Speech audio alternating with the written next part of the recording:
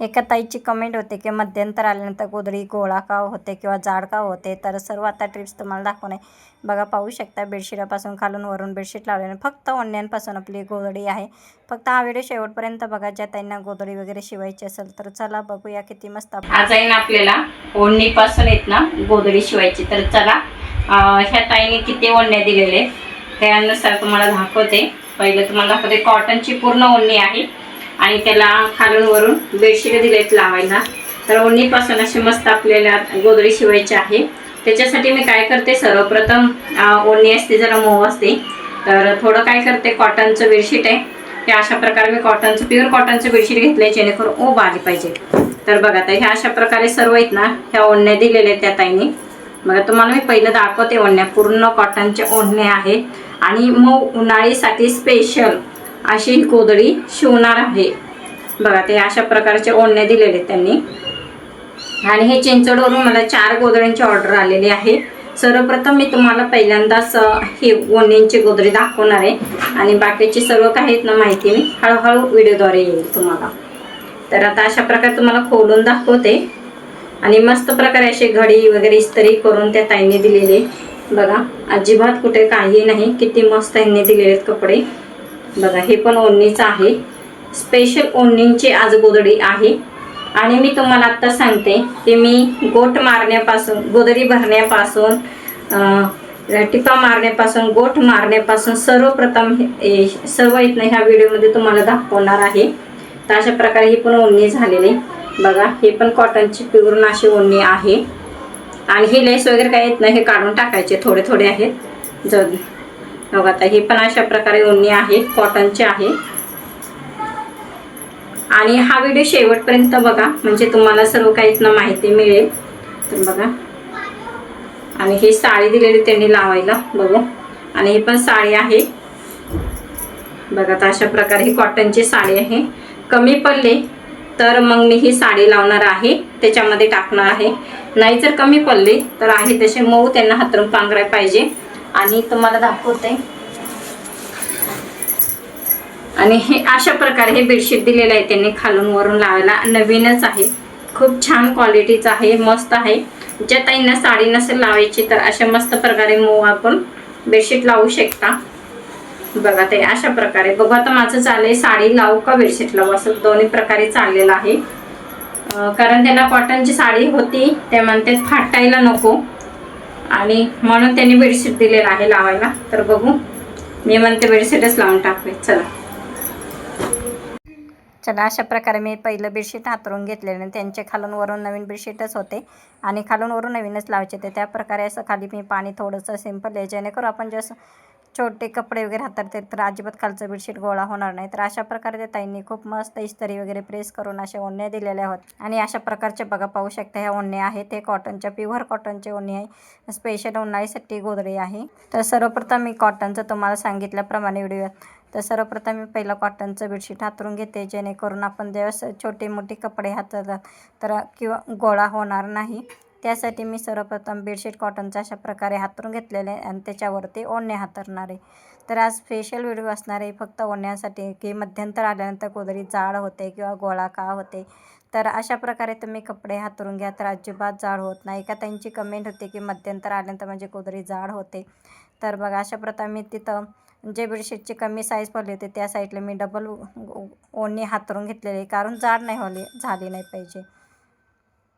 तर अशा प्रकारे परत ह्याच्यावरती मी ओढणी दुसरी पण अशा प्रकारे हातरून घेतलेली आणि प्युअर कॉटनच्या ओढण्या होत्या आणि खूप छान इस्त्री प्रेस वगैरे करून त्या ताईने दिलेल्या होत्या, धुवून दिल्या. तर तुम्हाला घडीवरनं तर समजलं असेल. तर अजिबात काही गोळा झाले नाही, खूप छान कपडे होते असे त्यांचे. तर बघा अशा प्रकारे आपण हातरून घ्यायचं एकावर एक आणि एका साईडने पण हातरलं नाही पाहिजे, डबल पण हातरलं नाही पाहिजे, जेणेकरून जिथं आपलं पातळ जाड असेल किंवा तुम्हाला जर असं शंका वाटत असेल तर तुम्ही चहूबाजूने 4ही कोपऱ्यामध्ये तुम्ही थर मोजू शकता. कुठेही जाड आणि समानच थर आपले आले पाहिजेत. एखाद्या जाड कपडा असेल तर त्या ठिकाणी एखादा थर कमी टाका, म्हणजे बरोबर साईजला येते गोधडी, अजिबात जाड पातळ होत नाही. तर अशा प्रकारे मी बघा आता तुम्हाला समजलंच असेल, अशा प्रकारे मी ओढणी हातरून घेतलेली आहे. आणि काही साईडला झाले होते ते मी गोळा झाला ते अशा प्रकारे प्लेन करून घेतलेला आहे. उन्हाळी, पावसाळी, हिवाळी तिन्ही ऋतूमध्ये पण वापरता येतील अशा आपली ही ओढणींची गोधडी आहे. काय ताईंना असं कमेंट जर तुम्ही जर गोधड्या शिवत असाल किंवा बिझनेस जर करायचा असेल ते ताईंना शिवण्याचा घरी. आता उन्हाळीसाठी म्हणलं तर कामं खूप कमी असते तर त्यासाठी घरामध्ये असं आपण तुम्ही गोधड्यांचा बिझनेस करू शकता. तर अशा प्रकारे मी दुसरी पण ओढणी त्या साईडनी फोल्ड करून हातरलेली आहे, कारण त्या साईडनी खूप पातळ झालेली होती म्हणून त्या साईडनी फोल्ड करून हातरलेली आहे. आणि हातरताना मात्र काळजी घ्यायची की अजिबात गोळा होता कामा नाही किंवा कुठेही गोडी झाली नाही पाहिजे, कारण गोडी पडली की तुमची गोधडी गोळा होणार, जाड होणार त्या साईडनी किंवा चुंज अजिबात पडू द्यायची नाही. आता तुम्हाला तर समजलं असेल मध्यंतर आल्यानंतर गोधडी जाड का होते. सर्व बाजूनी थर व्यवस्थित मोजून घ्या, चारही कोपऱ्याला थर व्यवस्थित मोजून घ्या.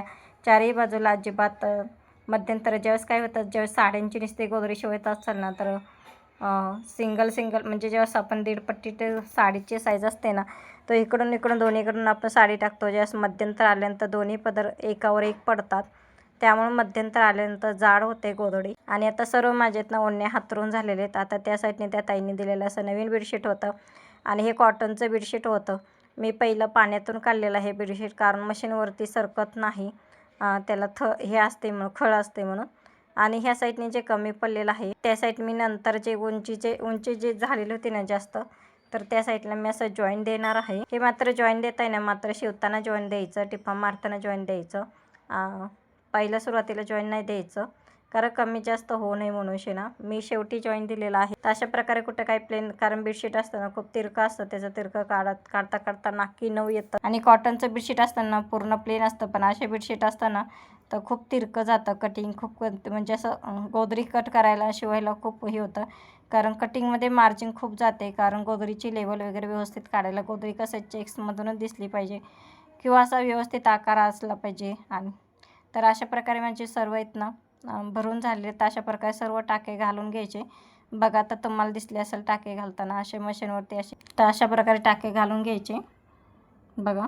आणि जाड सुई घेतलेली आहे गोधडीची, जाड धागा घेतलेला आहे गोधडीचा, आणि अशा प्रकारे खाली घेऊन असे टाके घालायचे. आणि ही गोधडी जाड पण नाही आणि लई पातळ पण नाही, मिडियम आहे. वॉशिंग मशीनसारखी धुण्यासारखी पण आली पाहिजे, आणि एकट्या जेव्हा स्वतः धुतो त्यावेळेस पण एकट्या स्वतःला पण धुता आली पाहिजे, अशी माझी गोधडी त्यांनी सांगितली होती, तशी साईजचं दिलेली आहे. तर ज्यावेळेस आता हे कमी पडलेलं कापड आहे मी त्याच्यावरती नंतर मी जॉईंट देणार आहे, आणि हे शिवताना जस्ट टिपा मारताना त्यावेळेस मी जॉईंट देणार आहे. बघा असं निरपत यायचं ना, अशा प्रकारे पूर्ण प्लेन करून आहे ना अशा धागे घालून घ्यायचे.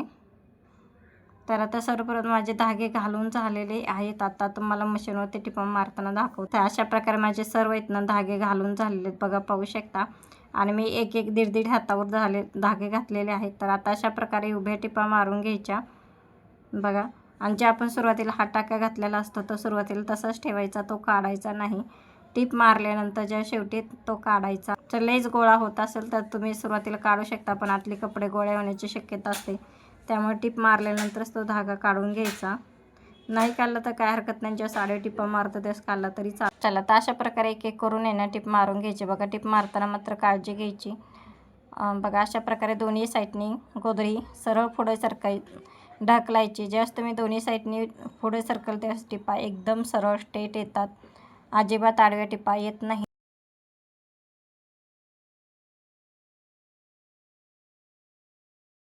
चला आता उभ्या आडव्या अशा टिपा मारून झालेल्या आहेत. आता तुम्हाला गोट मारताना दाखवते. आणि हा साडीचाच गोट आहे, साडीचाच मी कपडा घेतलेला आहे. त्यांच्या साडीचा प्लेन साडीचा कपडा घ्यायचा. जस्ट प्लेन साडीचा कपडा घेताल त्या गोधडीला खूप छान लुक येतो. तर 4 इंचाचं मी कापड घेतलेलं आहे. तुम्हाला जसं हवे असेल तसं तुम्ही घेता. तुम्हाला जर मोठा गोट हवे असेल तर 6 इंचाचं घेऊ शकता, 7 इंचाचा, 8 इंचाचं घेऊ शकता. जर तुम्हाला ह्याच्यापेक्षा 1 इंचापेक्षा गोट लहान हवा असेल तर तुम्ही 3 इंचाचं सुद्धा घेऊ शकता. तर अशा प्रकारे माझं तिन्ही साईडने गोट मारून झालेले. तर शेवटचं सॅम्पल म्हणून तुम्हाला गोट मारताना दाखवते. तर बघा. आणि मी उलटी साईड घेतलेली आणि त्याच्या आतमध्ये दुमडून 1/2 इंच आतमध्ये कापड घालायचं, आणि त्याच्यावरती जी खालची टीप आहे त्या टिपवरतीच आपली वरची टीप आली पाहिजे. त्या असं गोधडीला खूप छान लुक येतो. आता तुम्हाला समज असलं गोधडी बघा किती छान आपले प्लेन गोट आलेला आहे बघा. आतमध्ये अशी पट्टी हे करायची, कापड आतमध्ये दुमडायचं आणि त्याच्यावरती अशी पट्टी सरळ टिप मारून घ्यायची. आपण टिप मारताना मात्र गोदडी पण पुढं सरकवली पाहिजे, ओढली पाहिजे. असं मग अजिबात चून येत नाही गोटला आणि गोटची फिनिशिंग छान उत्तम होते. तर अशा प्रकारे बघा, तर अशा प्रकारे माझं गोट मारून झाले. त्याच्यावरती डबल फोल्ड करून त्याच्यावरती अशी टिप मारून घेते. असे कोणे वगैरे पूर्ण पॅक बंद करून घेते आणि डबल टिपा मारून झाले.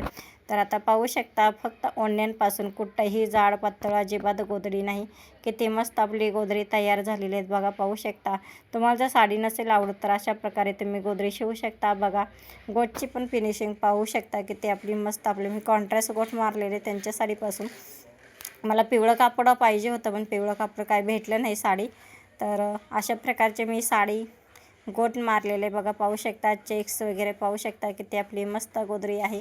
बॅक साईडने पण बघू शकता, कुठेही आपली गोळा झालेली नाही आणि कार्टून मात्र कसे मस्त बसलेले आहेत बघा, पाहू शकता. अशा प्रकारे आपली मस्त गोदडी तयार झाली आहेत. जुन्या ओढणींपासून आपली अशी न टाकून देता मस्त असं टाकाऊपासून टिकाऊ आपली अशी गोदडी झाली. व्हिडिओ आवडला असेल तर लाईक, सबस्क्राईब, शेअर करायला विसरू नका. नवीन असेल तर नक्कीच जाता जाता सबस्क्राईब करा, कमेंट करा, शेअर करा. भेटूया नवीन व्हिडिओमध्ये. तोपर्यंत श्री स्वामी समर्थ. असंच माझं व्हिडिओ बघत राहा, मस्त राहा, व्यस्त राहा. चला, बाय बाय. बघा, गोटची फिनिशिंग किती मस्त आपली आहे.